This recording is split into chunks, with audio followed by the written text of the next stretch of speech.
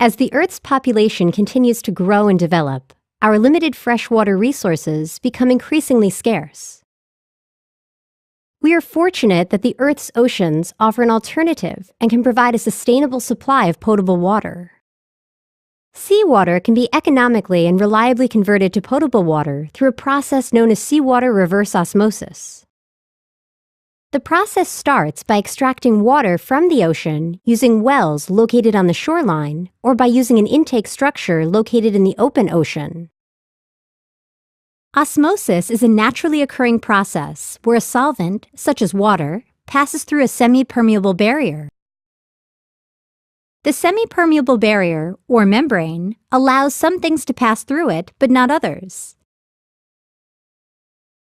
In nature, the direction of flow through the membrane is from a less concentrated solution, such as fresh water, to a more concentrated solution, such as seawater, until equilibrium is reached. Reverse osmosis is when the opposite occurs.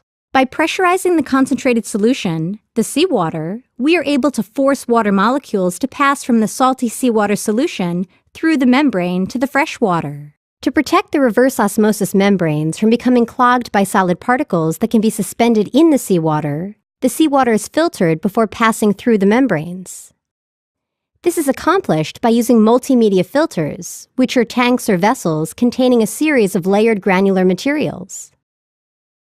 These materials can be anthracite, garnet, sand, pebbles, and/or gravel, which are assembled in layers.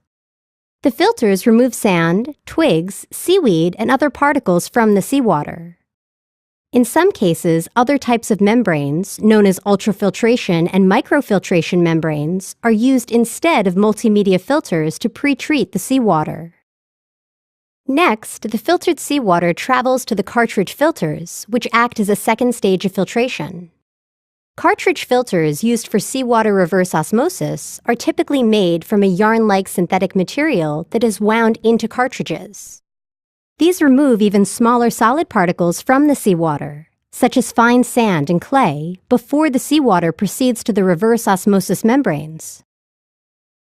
High-pressure pumps increase the pressure of the seawater up to 1,000 psi. The pressure needs to be sufficiently high to overcome the naturally occurring osmotic pressure and force water from the saltwater side through the reverse osmosis membranes to the freshwater side. The salt particles in the seawater are ejected from passing through the membrane to the freshwater side and remain behind on the concentrated saltwater side.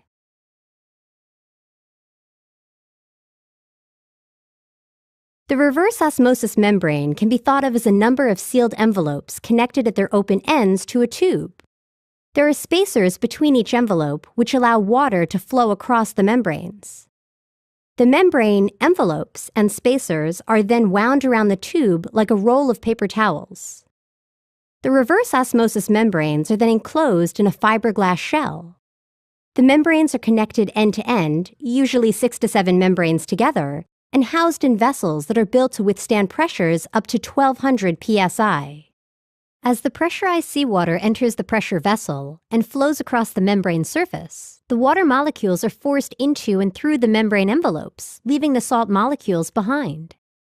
The desalted water passes through the membrane and emerges at low pressure, where it is collected in a tube and directed to one end of the pressure vessel. The concentrated salt stream that is rejected from flowing through the membrane continues to pass across the membrane surface, where it is collected separately. The concentrated salt stream retains about 55% of the total energy of the seawater stream that was originally fed to the membranes.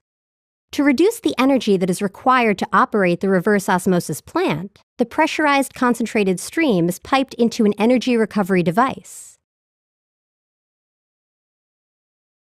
Here, up to 98% of the energy of the concentrated salt stream is transferred to an equal volume of the incoming seawater in an isobaric energy recovery device.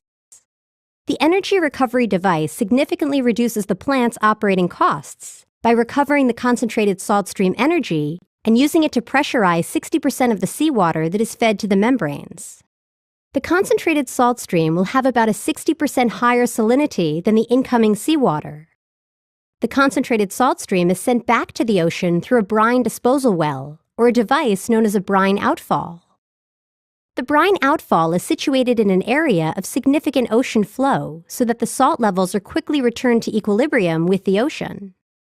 The location for the outfall should contain no sensitive marine ecosystems.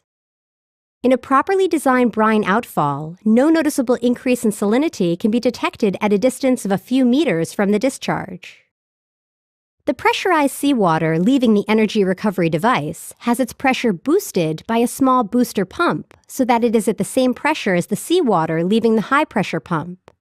The boost is necessary as some pressure has been lost as the stream travels through the reverse osmosis system. Approximately 40% of the seawater that enters the system is converted to potable water during the reverse osmosis process.